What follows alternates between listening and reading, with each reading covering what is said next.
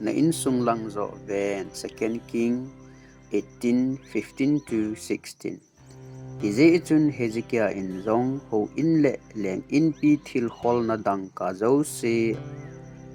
athot tai ho in kot tom na sana gezin a kho do in ama ta in kot pi khom ho atom na ho gezin a kho san abon chan senikrip athot tai.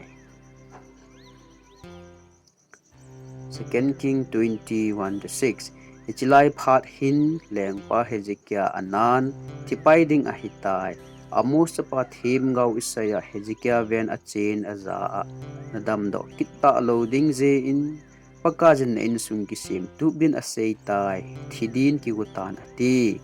changya kona changup chan Hezekiah lengpa ha ten ataw tai chu in pakajin ataw na asangin kumsom lenga kahin sa beding na hi atipi tai.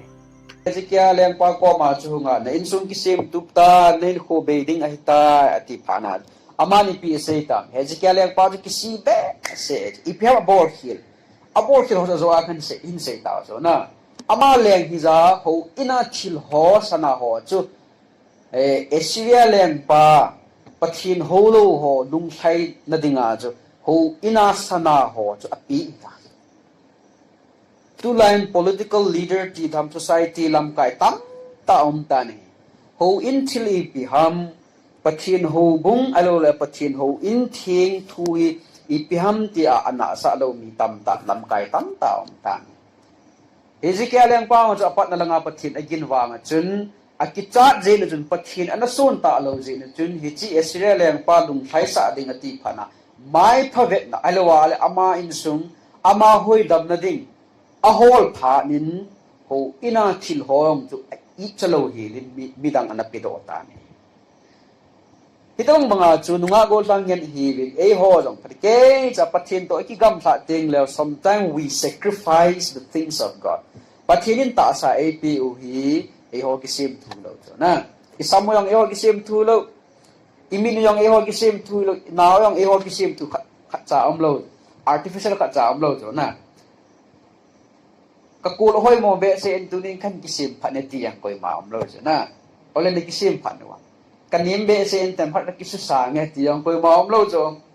kasang be se lo ka thau be se entom phat them khat ka kisim phat de ki yang the lo jo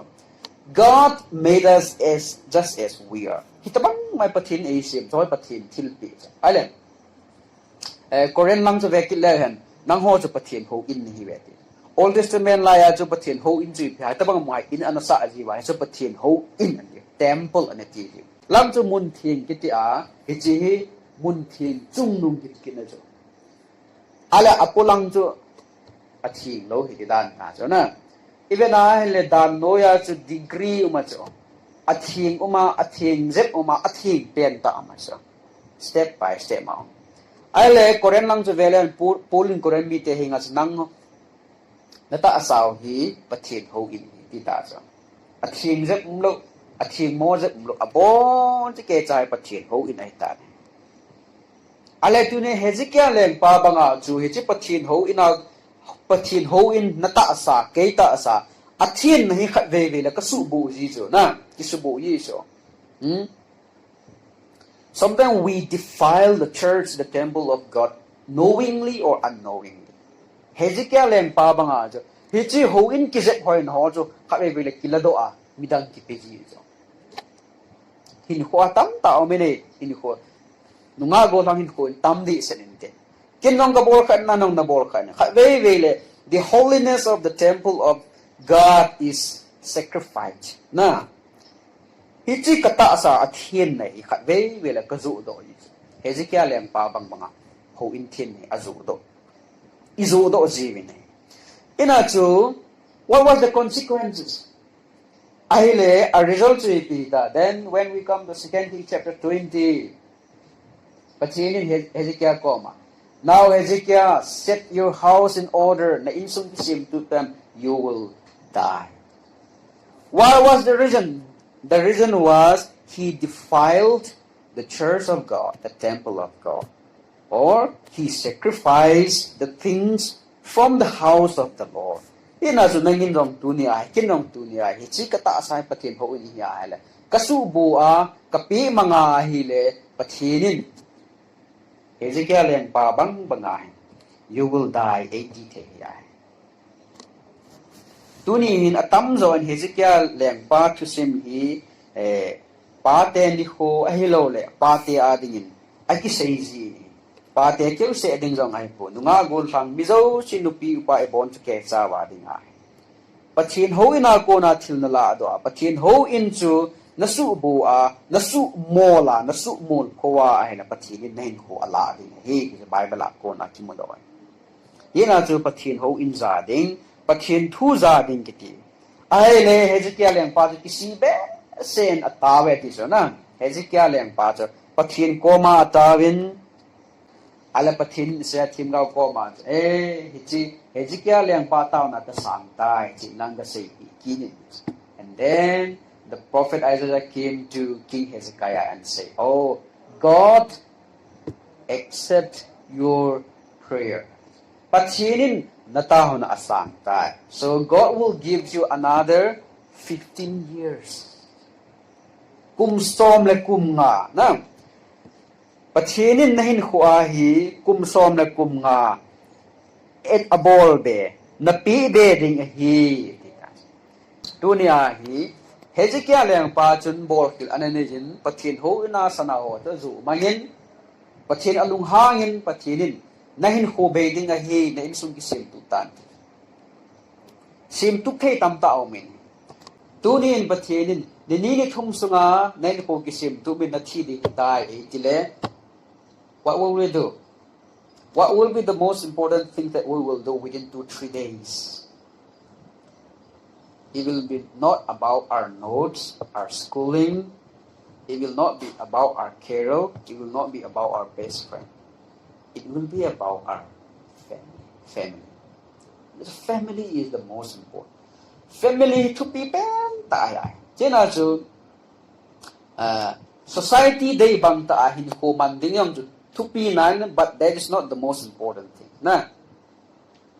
to live your life for your society is important, but that is not the most important thing. To live your life for your church is important, but that is not the most important one. To live your life for your family on this earth is the most important one. In sunga dinga na nulan na paa dinga hin ho hoi ta phata naman ding chu and for your family chechu atupi penta adang umlo ya ena jo pathinin na insung ki sim tu tan chu Hezekiah Lengpa chu leng hi chu ama chu lenggam khatna leng hi ja pathinin na lenggam ki sim tu tan atilo so na God did not tell